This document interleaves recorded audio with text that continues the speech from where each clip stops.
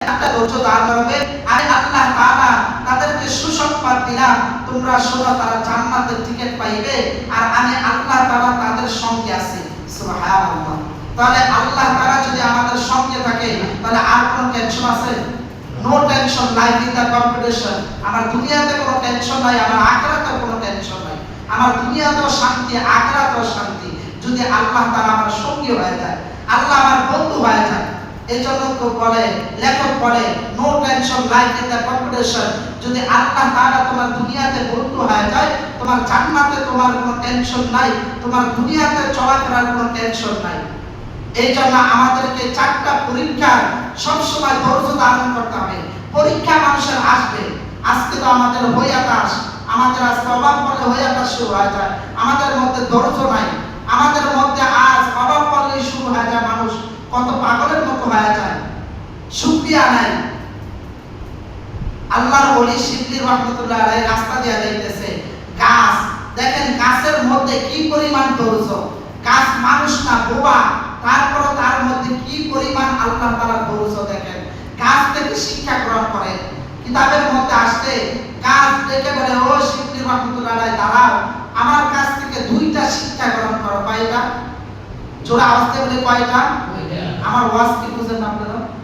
তাহলে কথা বলেন, কয়টা? দুইটা। কাজ করতেছে আল্লাহর ওলিকে ডেকে, কিতাবের মধ্যে আসছে, ডেকে বলতেছে, শোনেন, আমার কাছ থেকে দুইটা শিক্ষা গ্রহণ করেন। এক নাম্বার শিক্ষা হলো ধৈর্য। আমি গাছের মধ্যে ধৈর্য নাই। কিভাবে ধৈর্য নাই? আমাকে মানুষ জাহাতিয়া লাগায়, আমি গাছ বারবার বাইতে শুরু করি, উপর দিকে উঠতে শুরু করি, এই জন্য আমাকে মানুষ কেটে দেয়। কেন? আমার মধ্যে তো ধৈর্য নাই, অহংকার। আমি খালি উঠতে থাকি, নিচে নামি না, এই জন্য মানুষ আমাকে কেটে দেয়। আমার ভিতরে অহংকার আছে, এই জন্য আমার তো শিক্ষা গ্রহণ করেন।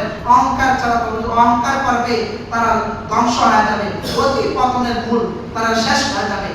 আর আরেকটা হলো, আমার কাছে শিক্ষা গ্রহণ করে ধৈর্য। বলে কি ধৈর্য? বলে মানুষ আমাকে ঢিল মারে, কাটে, আঘাত করে, তারপরে কিন্তু আমি বড় হয়ে মানুষকে ফল দিই।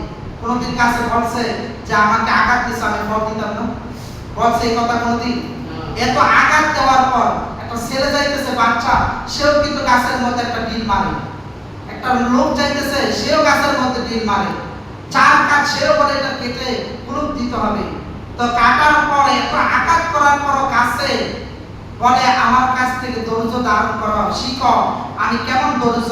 এত কাটার পর, এত অত্যাচার করার পর আমি গাছ বড় হয়ে তাকে ফল দিতে থাকি। সুবহানাল্লাহ। আর দুই নাম্বার হলো আমার ভিতরে অহংকার। আমি অহংকার করি, আমি খালি উঠতে চাই পরে, এই জন্য মানুষ আমাকে কেটে দেয়। এই জন্য আমাদেরকে ধৈর্য ধারণ করতে হবে। কি করতে হবে? ধৈর্য ধারণ করতে হবে। পরীক্ষা মানুষের আসবেই। আমরা মানুষ, মুসলমান, সবসময় যে সুখে থাকবো আর টাকা পয়সার বাড়ি গাড়ির মালিক হবো তা না।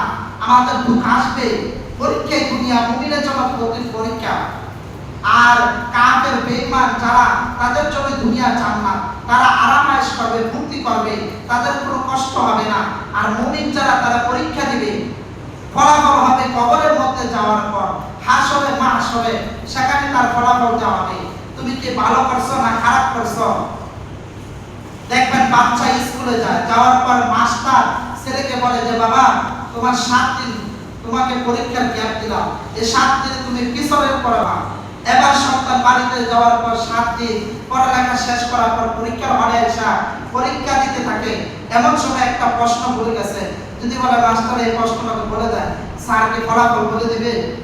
বলে দেবে যে এই ফলাফল এটা, এই প্রশ্নের উত্তর এটা। কেন না? কেন মাস্টার তো সময় দিচ্ছে, তুমি পড়লা না কেন?